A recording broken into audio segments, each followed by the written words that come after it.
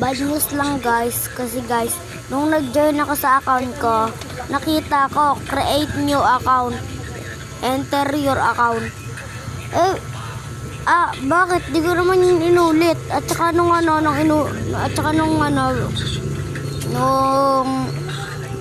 ginawa ko, naman, in-enter ko yung account ko, yung nagpakita, bagong account. Kaya nga ako magkaroon ng bagong account dahil sa Grow a Garden. Wala na, nawala tuloy. Yung Beanstalk seed ko nawala. Ang gara kasi bigla na lang nawawala yung account ko. Gogi. Gumawa tuloy ako ng panibago. Dinar ako na yung Roblox ko kasi nakakainis eh.